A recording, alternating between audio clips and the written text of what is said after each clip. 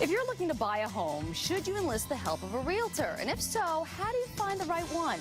Real estate expert TJ Larson is here with the answers. TJ, great to see you as always. Good to see you. You say that one of the most important steps in buying a home is making sure that you have a good realtor. Why do you think this is so important? Number one, it's free. So, I mean, it's not really a hard decision to make. When you go to buy a property, the listing agent has a marketing fee already built in. So your fee is paid. So all the buyer needs to do is find the right realtor. They're going to know the market. They're going to know properties that that buyer may not be able to find on their own. And they've got access to every property that's absolutely out there.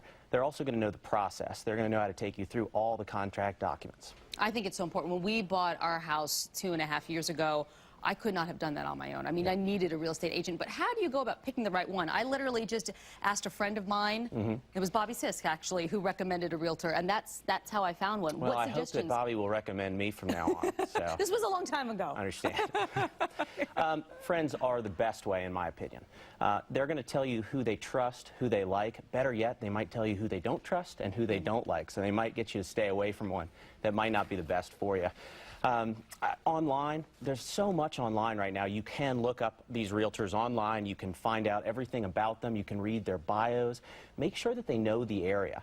It's not only about knowing the process, but it's knowing about the areas that you're particularly interested in. Well, talk more about that. You think it's very important to find somebody. If you know you want to live in Myers Park, or you want to live in Ballantyne, or you want to live in Cotswold, you need to find somebody who's familiar with those areas? Absolutely. I mean, if you're looking in Myers Park and you find a Lake Norman realtor to represent you there, you may trust them. They may definitely be looking out for your best interest, but they may not know all of the deals. They may not know what's going on in that particular neighborhood. So find somebody that can actually prove to you that they have listings and they have sales in that particular neighborhood, and they are very aware of the market and the market conditions. And you think, too, that you should have some chemistry with your realtor. I mean, I think it helps if you just kind of like the person.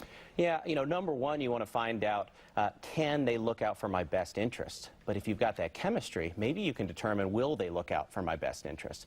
When you've got a buyer's agent, their job is to negotiate for you the best price and the best terms, not just to secure a commission for themselves. So if you've got that chemistry, you know you've got somebody there who's going to want to take care of you. That helps so much. You mentioned the term buyer's agent. We hear that a lot. Listing agent, dual agent. What does all this mean? Well, a buyer's agent is someone that you secure to have a fiduciary responsibility to represent you as the buyer. Fiduciary, big word, TJ. And I nailed it.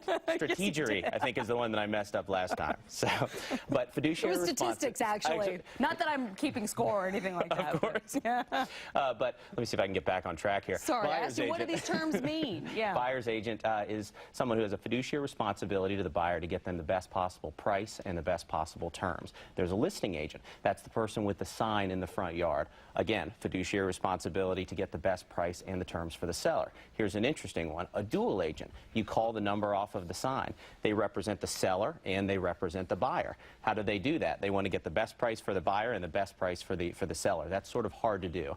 So what they give you is non-privileged information, everything that you should know as a buyer about that house, everything that the seller should know about the buyer in terms of financing and those things. And then when it comes to negotiating price, they need to give everybody the pertinent facts about what things are worth and then sort of back out of that part of the transaction. Okay. How does the realtor get paid?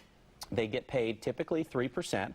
They get paid only when the property closes. So when you've got a buyer's agent who's driving you around every day, nobody's giving them money for the mileage. They only get paid when the sale is consummated at the end. And again, it comes out of typically half of the listing agent's commission. When you go to sell your house, you usually will give a fee of about 6%.